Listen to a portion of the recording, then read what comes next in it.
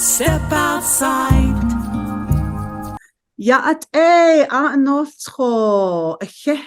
Thank you all for being here. Hello, hello.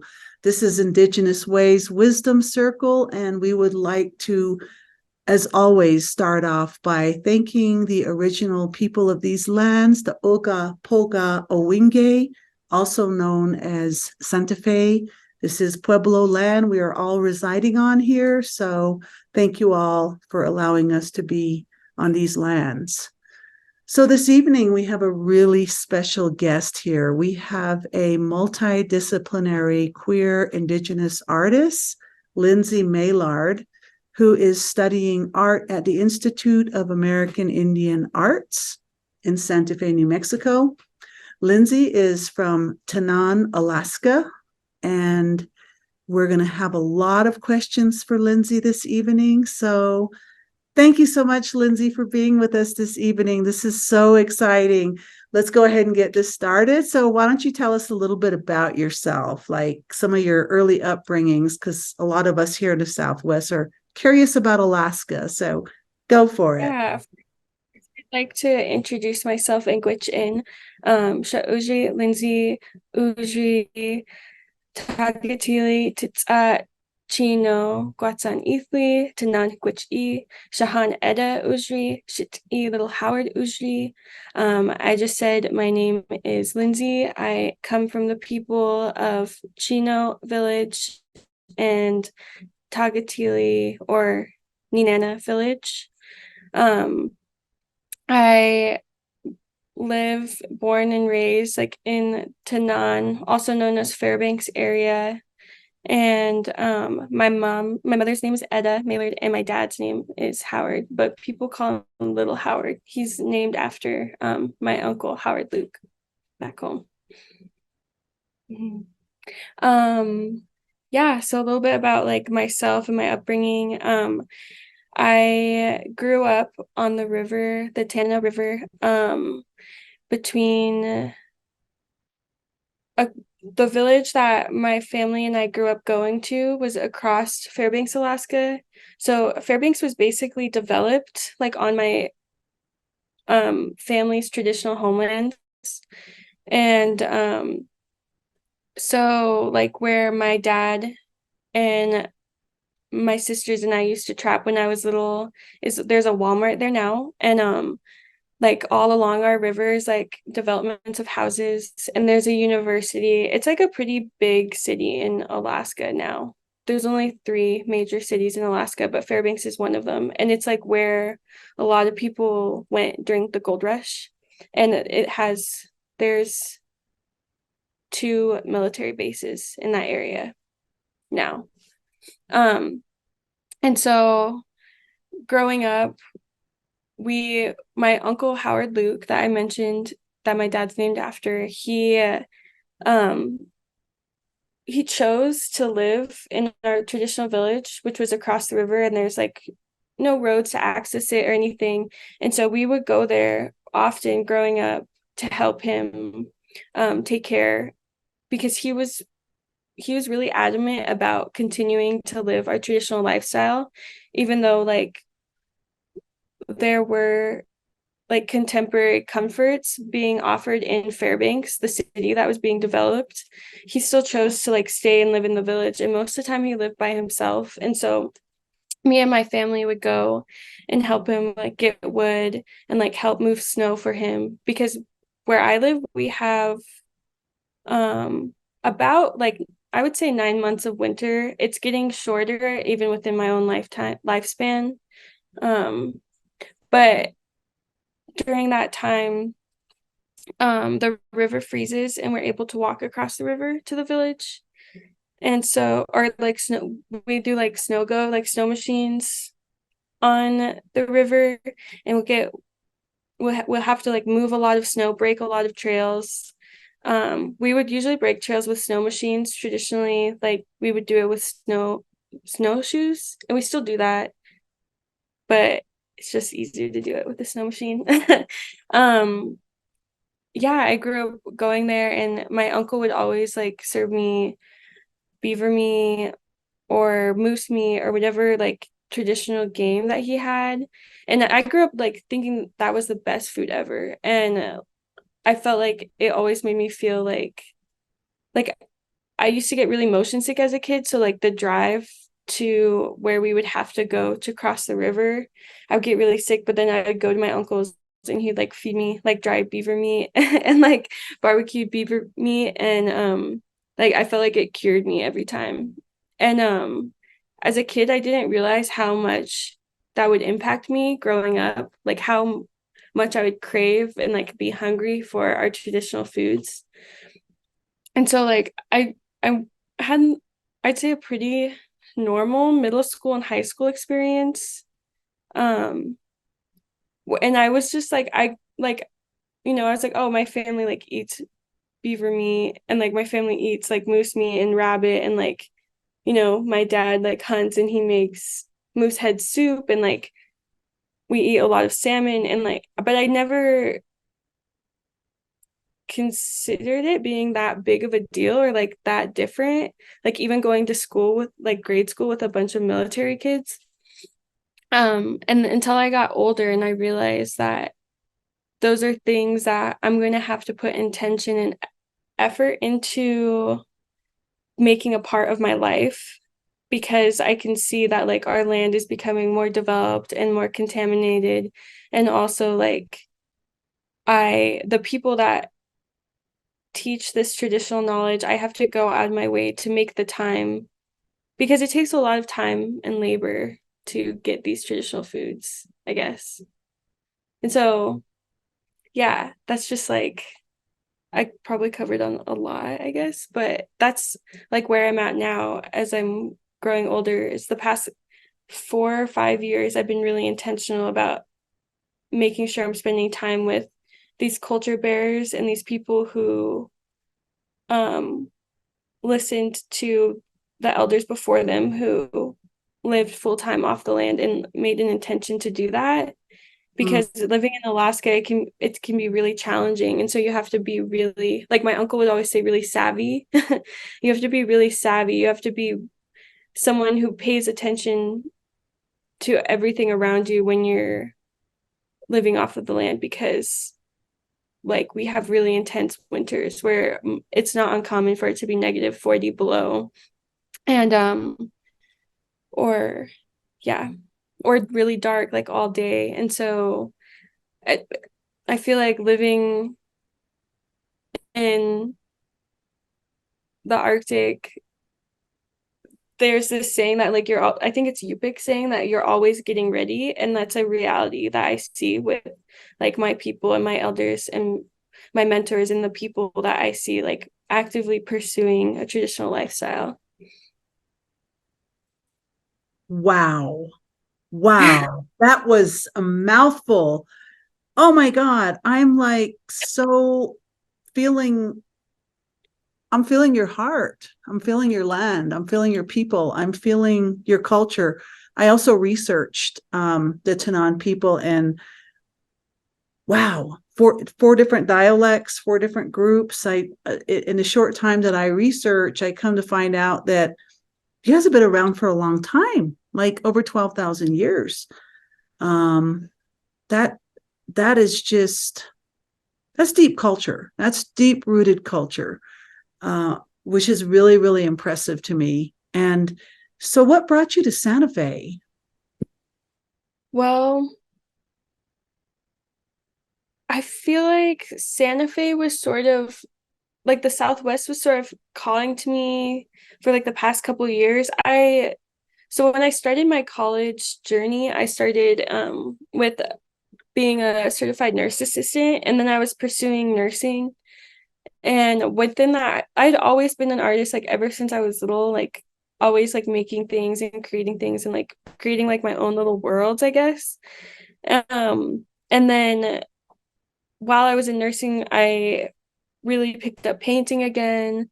And there was just like signs like about New Mexico that was like calling me. And then I learned about how the Dene people the Navajo Dene people down south, like we have our languages are related. And so when I understood that, when I already had a feeling to like go to New Mexico, um, or the Southwest for school, I was like, whoa, that's super interesting. And my uncle who I mentioned, he traveled for his advocacy because while he was living alone at the village, he also like invited and hosted and did cultural exchanges with different indigenous people. And he was really interested in the Maori people and their language ness. And he actually like that was just an idea, but the past couple of years, like there have been Gwich'in Dene language nests like in Fairbanks, Alaska, that like and it's just cool to see like the indigenous cultural exchanges that happen and how they like do really impact our communities.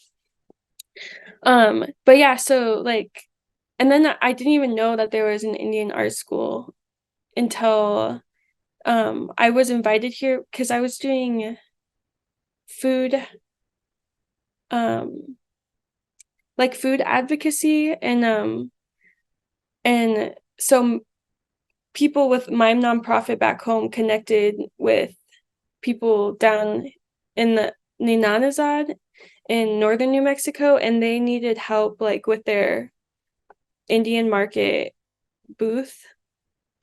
And so they invited like me and my friend Shogi and my auntie Eva Berg to come to Indian market. And like it was something that I always thought about. I feel like I kind of manifested it. And then I came down here and I like saw all these Native people, especially like practicing contemporary art and contemporary like living, and especially like being a queer person in Alaska. Like I love Alaska so much. And at the same time, like I knew that there's more things I needed to express like outside of my home. And so yeah, I came here, and then right after I came here, basically I had this dream. So I came back to Fairbanks, and I was helping host this hide camp back home in Nenana, and I had this dream that I like trapped a rabbit and I didn't know what to do about it. And I called my dad in the dream and I was like, "Hey dad, like I trapped this rabbit. It's still alive. Like what do I do?" And he got really upset with me and he was like, "You don't trap anything that you're not ready to like take care of." And I remember waking up and like I felt like it was like a sign to like stop pursuing these things like nursing and stuff that I wasn't ready to take care of. So I was just like, I need to like go and like learn more about myself. And then I just kind of knew like once I heard about the Indian art school, I was like, it's the place to be. That is, to me, it just feels like you're listening to your visceral calling, your intuitive, like going to nursing school is a job probably anywhere you want, probably in the world, and B, security for your tribal people, because it's always good to have nurses around in case baby gets sick. Call Auntie Lindsey, she knows what to do. And so all of those benefits, but then yet at the same time, being so young, is it really fair to go to almost like a super mature or auntie elder calling at this junction in your life? Or should you fly the coop and hit the road and go as far away as possible so that you can find yourself and meet yourself in a new way? Does that sound a little bit like Yeah, for sure. Yeah, especially yeah, like the program that I was in back home with nursing, it like our hospital back home, and I'm sure it's like this for a lot of places, was a for-profit hospital. And I was working in long-term care and like working with elders and like end of life patients. And I was only like 21, 22, 23 maybe at the time. And yeah, I was just like exposed to a lot of things that I was like realizing that I was too young to be like taking care or responsible for. Been there, done that. Exactly. When I was your age, I did that on a Navajo reservation. I was working in a facility, and it was a lot of responsibility, and it helped me grow up in a lot of ways. But at the same time, I wanted to explore my creative process and try to become professional in whatever that creativity was calling me to be. So you got to Santa Fe, you got to the Institute of American Indian Arts. Did you already have a vision of what genre you wanted to go to? Because I know IAIA just has everything. I mean, there's filmmaking, there's printmaking, there's photography, there's writing, there's painting, there's 2D, there's 3D. Did you already know what you want to do? Or are you just exploring it all right now? I knew like as soon as I got here, I was like so excited to paint. Like I love painting. It's like it comes really pretty like naturally to me, I'd say. But I was also like really excited for taking on different things and like being challenged to like think about art in different ways and to like so like writing and printmaking, and I'm interested in like in photography too. Um, it's just painting has been like the most accessible thing for me to do the past couple years back home. So it's like it's just been what I've been doing. Yeah.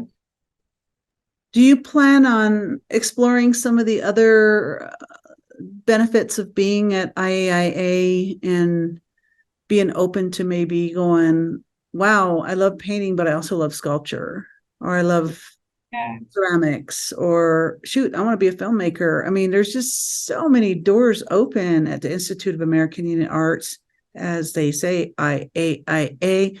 Um, it's just unbelievable how much that school has grown since 1964 to now. It's started as a little tiny, kind of almost like a vocational trade.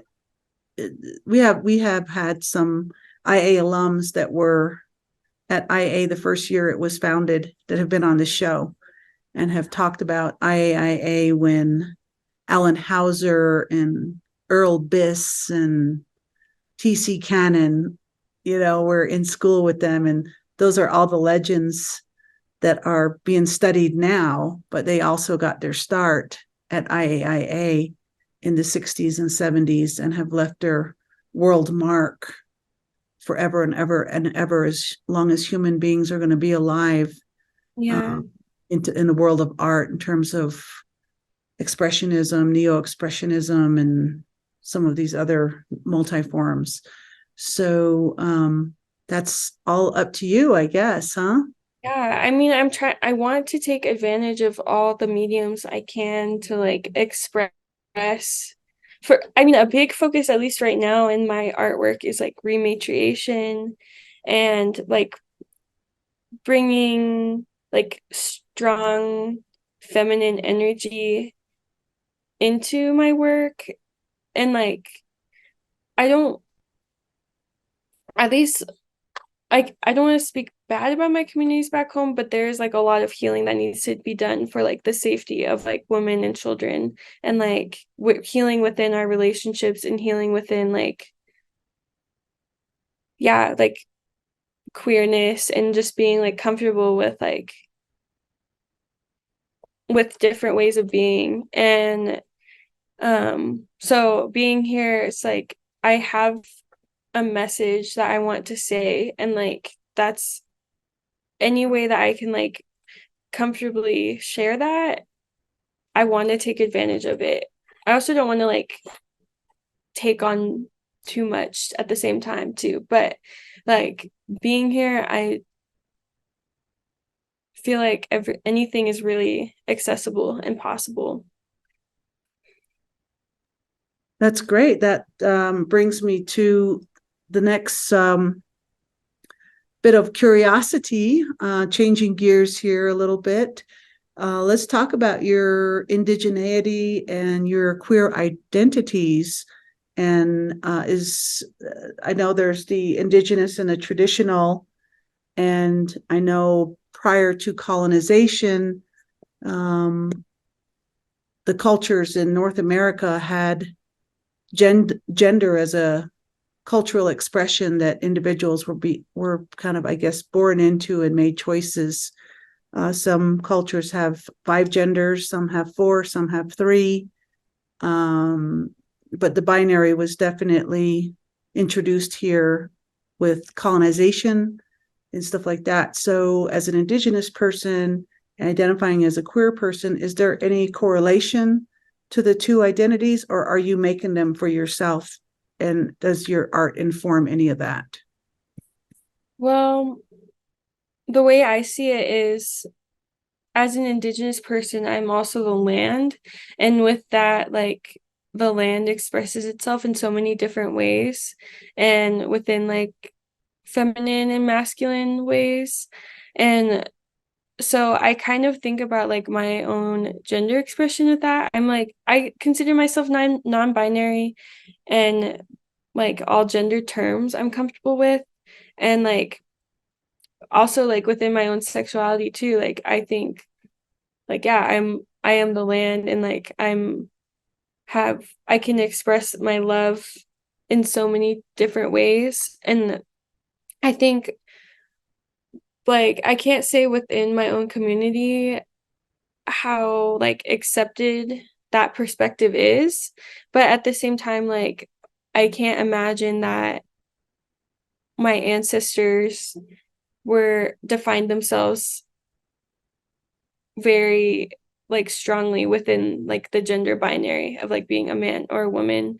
And I feel like that has a lot to do with like the French and Russian influence and like the gold miners that came. I feel like a lot of this like gender expression that is seen within my own community is, and my elders and stuff, had a lot to do with like the history of our land. And so like I think that's something within my art and my writing like I'm still trying to express, and like I want the youth and like my peers to see that there are you don't have to like live within this binary of being. Yeah. So I feel like, yeah, me and like my generation are kind of leading the way in this like healing journey for our people, and like being comfortable with ourselves, and like within that healing trying to advocate and like protect our land as well, and like understanding, I guess, coming to an understanding of where we're standing now within my community back home. That brings me to the next question, because the Gen Z, which is the culture you belong to, the generation rather that you belong to is Gen Z. Gen Z feels like they've just jumped out very explicitly and said, and are saying, this is the way it is, everybody. And this is the way it's going to be. And almost without negotiation. So I think that's really beautiful. That's very courageous and bold. And I think much needed as well. So I think my question to the Gen Z varieties of Indigenous cultures throughout Turtle Island is how to inform that back into the elders, how to bring that information about non-binary culture back into the traditional cultures that have been colonized, that perhaps once had a non-binary recognition of people. And I think it's really beautiful what you all are doing. And I'm just sitting back in awe, just encouraging all of you to be all that you can be. That some of us in our time didn't have those kind of opportunities. So I think in that way, you're really living in a blessed time right now with the generation that you're in. And I'm really proud of all of you for what you're doing. And you're teaching me as well, teaching us as well. And I want to thank you for that. So where you're at right now, in Santa Fe at the Institute of American Indian Arts, for who you are, do you feel supported? Yeah, I feel supported. I feel like if I have any idea or any interest in anything, like there is people here who want to like support and give me the resources and the direction to like support that.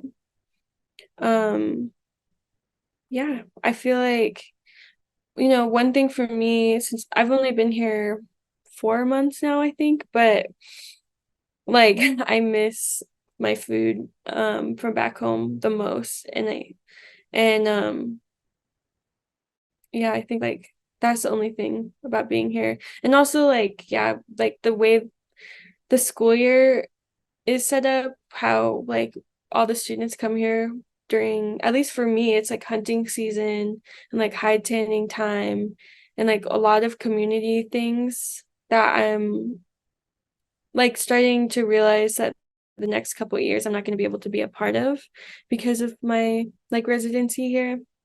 But at the same time, like I've had to learn and accept that those things are going to be waiting for me when I get back. And like kind of having this mindset of just like there's like a part of me that's like always afraid that those things are going to leave or be gone because of like I feel like I don't know what I've seen my elders lose, I guess. And so, and like also with my elders too back home, it's like they have so much knowledge, like I could never like get enough of them. And so it's just like, but like I need to like, I'm trying to have this attitude of like that no matter that those things will be waiting for me when I come back and like they're not going to go anywhere in like the next 4 years, 3 or 4 years. That feels very true to me after doing the research on your culture, that being here for 12,000 years or more, your culture is not going anywhere. It's deeply rooted, and of course a lot of things have happened to devastate a lot of the perpetual survivance that happens in different parts of Alaska, because I do read a lot. And I'm just thinking that being at an indigenous institute, which I don't even like that word very much, but institution kind of has different connotations for different people, especially boarding school reservation students, which I went to a boarding school. So institution, but IAIA, let's say IAIA, that sounds better. IAIA, does IAIA offer you different types of outlets to learn about other cultures? Like right now it's harvest time, gathering time, and time to get ready for, the winter months, which of course winter here is going to be very different for you. You'll probably be like, I'm going to put on my shorts, everybody. But do you have those kind of outlets to kind of keep you, at least, even though it's not directly connected to your people, with your tanning? Oh, yeah. Yeah, I've been lucky to like connect with some Pueblo people here, and I'm really excited to go to the feast day on Sunday. I'm going to the Hemas feast day, and we had like a little feast day here um last Wednesday, I think it was. And yeah, I'm definitely like really excited to like keep connecting to the cultures here and like seeing, you know, how I can like be involved or help support or do different things, because I know that there's like rich culture, indigenous culture here too. And like that's one thing too, is like, yeah, being like I'm a guest on these lands, so I'm looking around at like the plants and like the like during monsoon season too, like when the lightning was coming and I was watching it and like hearing the yodis and stuff, and like these are things I'm like all unfamiliar with, but like to be here and to be a guest and like be like around people who are culturally informed like helps me like integrate more into this space. And so that's definitely like a goal anywhere I go. Like I want to like be taught or informed by the native people of the land, because otherwise I just feel like lost and like not as connected, not as grounded. Because you just, you're a guest, you're still like building a relationship to this place and this land and like these like seasons. I don't know of a better place for you to go and explore your creative passions than the Institute of American Indian Arts. I think it's a school that's definitely stood the weather of time and has birthed many, many, many famous, amazing artists. And when I say famous, I don't think that's really pertinent, but we do need role models. And the kind of artists that come out of the Institute of American Arts, walk away with a degree or two or three and are able to learn something that can assist in their survival for their economics and stuff like that. So I think that's really cool. So where am I going with this is, do you plan on making a life here in Santa Fe? Is it attractive to you? Do you have like a job, or are you kind of starting to make your way into the Santa Fe, history of actually being in like downtown Santa Fe? Are you exploring that, or are you just kind of mostly on campus? Well, right now I have been like exploring, like I feel like there's like a queer scene that I've been kind of in, and I work at a like a kava bar here. It's like a sober bar, and people like it because you can stay, it's open late, but and you can study there. There's not really a lot of places in Santa Fe open late. And I'm definitely a night owl, so that's one thing about Santa Fe, everything closes early. Um but yeah, I mean the future, like thinking forward, I think I do want to pursue a master's degree, but honestly, like I feel like what I kind of think will happen for me is like I'll get my art degree and like I'll be like a comfortable artist, but also like I think I still am going to pursue like my nursing.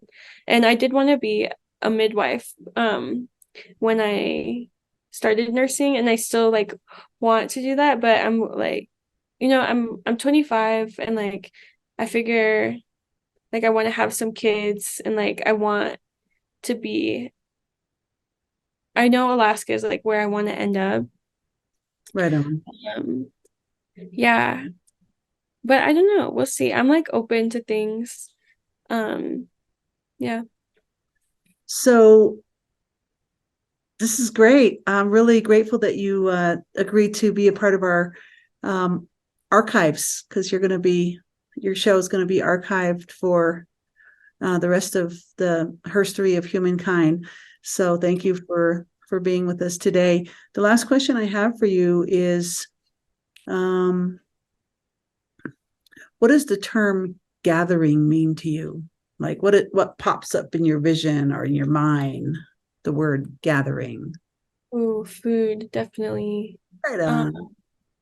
yeah, where I'm from, back home, we don't get together unless we have food.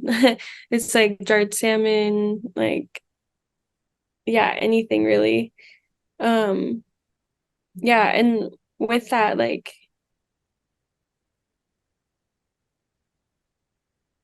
hmm, I guess there's like a lot of power with gathering, like a lot of like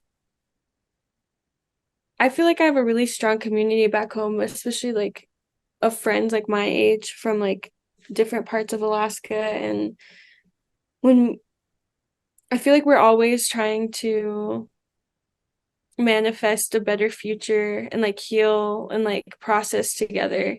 And like for me, coming together with like different cultures and coming from different places and ages and stuff like that, especially around food, and like having not shying away from real conversations that are aimed towards our healing and aimed towards like our trauma, and asking real questions, like to our elders, of like, why, like, is this person like in this position when we know they've been harmful, or like conversations that I feel like sometimes the older generation doesn't really ask or question as much. And like I feel like a gathering in terms of like my friend group, it's just us, like I said, trying to manifest a future that is like healthier and makes more sense, because there still are a lot of systems in place that are like oppressive and harmful, and like, or a lot of relationship dynamics that are normalized, that are really unhealthy. Well, you have got it going on there, young sister. You've got some strong ancestors with you. You are not alone wherever you are. Your ancestors are with you. You are walking. You are representing your people. So as you are here in these faraway lands from your home, you are the elder. You are the person representing your culture, and you are making your people so proud. So thank you for everything you're doing. And I'm going to hand it over to our beautiful Maori Samoan Executive Director, Elena. Thank you so much for that, Tash. And Lindsey, thank you so much for blessing us in this circle with your walk, where you're from, and sharing from the heart. It's really wonderful getting to know you more, and just feel very honored that you're here with us, blessing us in the circle. So thank you so much for that. What happens in this time now is it's a commercial break, and we go into what's going on. So as all of you have gathered, the beautiful Lindsey is a fabulous student from the Institute of American Indian Arts, which we call IAIA for short. So what's happening next month, which is the new year? Can you believe that?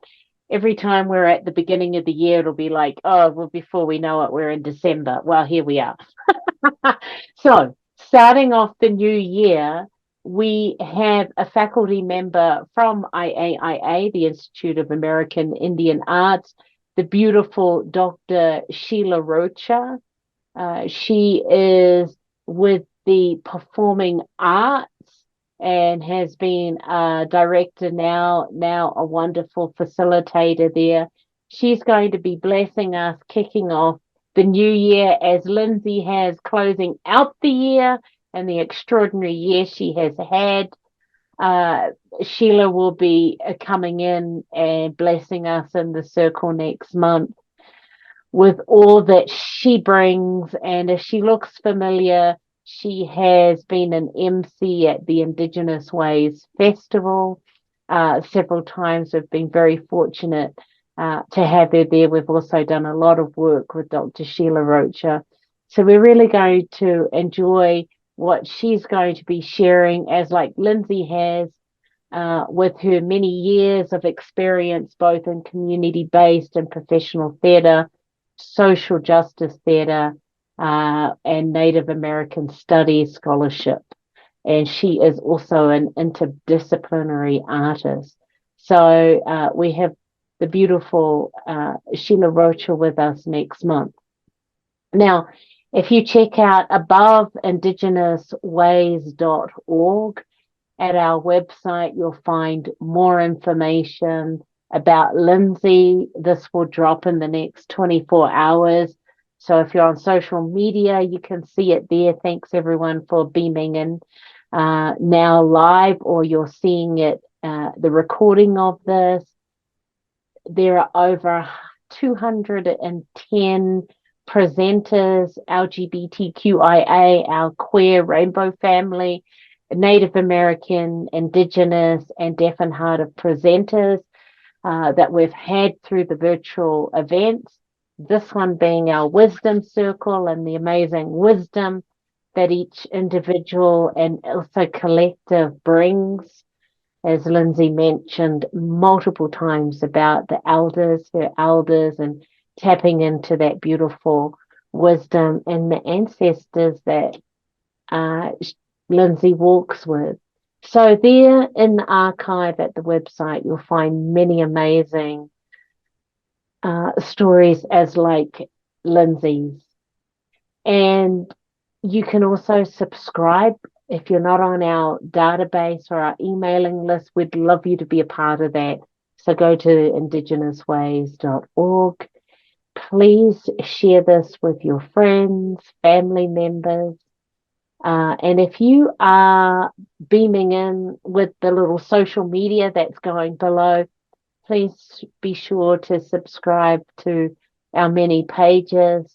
We'd love to see you there. Or if you're watching this recorded, please subscribe to those pages.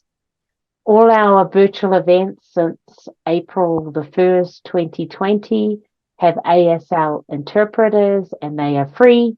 Right now you are seeing the beautiful Mariah Garcia, who is our ASL interpreter, as well as you saw the beautiful Cynthia Haron, who is making access available for all. So thank you. And all of our events, our Wisdom Circle, our Indigenous Ways Festival, they are free. And they're free because of our sponsors. So with the Wisdom Circle, we are very, very blessed. Thank you to the National Endowments of the Arts, the City of Santa Fe Arts and Culture Department, the Santa Fe Community Foundation, the Envision Board Fund, and also New Mexico Arts. Also, I want to thank to our Indigenous Ways board members and all those amazing individual donors who make this possible so we can have amazing artists like Lindsey here sharing a little aspect of their world with us. That's what this is about. Now, because we're in December, what does that mean? It's end of year giving campaign. So if you want to be an investor with Indigenous Ways and the multiple programs that we have, you can go to our website, IndigenousWays.org, or you can do the QR code that you're looking at in the screen over here. We are a platinum transparency through GuideStar. So quite legit, we are a 501c3. So you'll have, if you need a tax invoice, receipt, it's all set up there. Or more importantly, you're just able to give so we can continue these programs. We'd love you to be a part of that. So again, you can be a part of all the amazing programs that we're providing and supporting incredible artists like Lindsey. Also, we have our donation page. There's a slow mail if you're not into the electronics, which is just over there. And also we have our PayPal and our Venmo accounts as well, if you'd like to do that. So thank you for that. Thank you also to our wonderful people who are here live on social media and also through the Zoom. We really appreciate your efforts. And I'm going to flick that back to Tash. All right.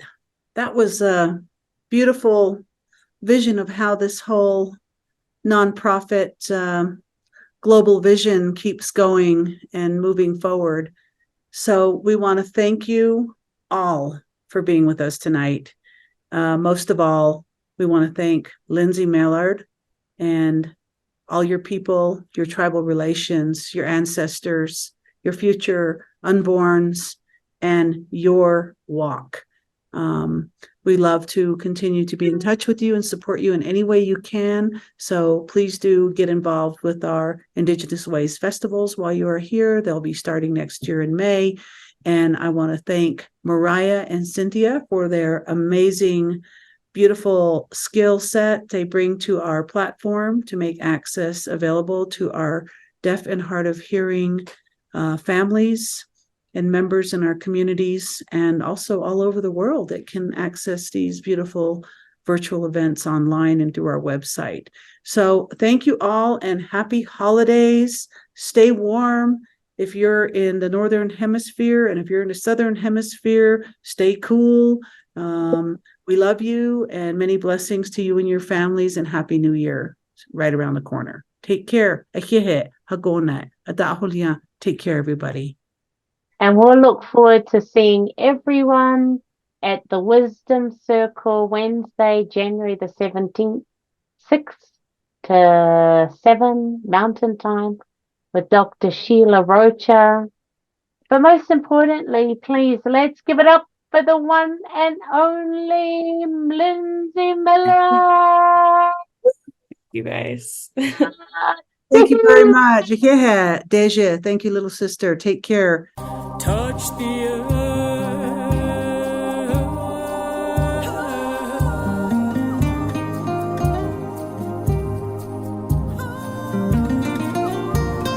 Feel the rain.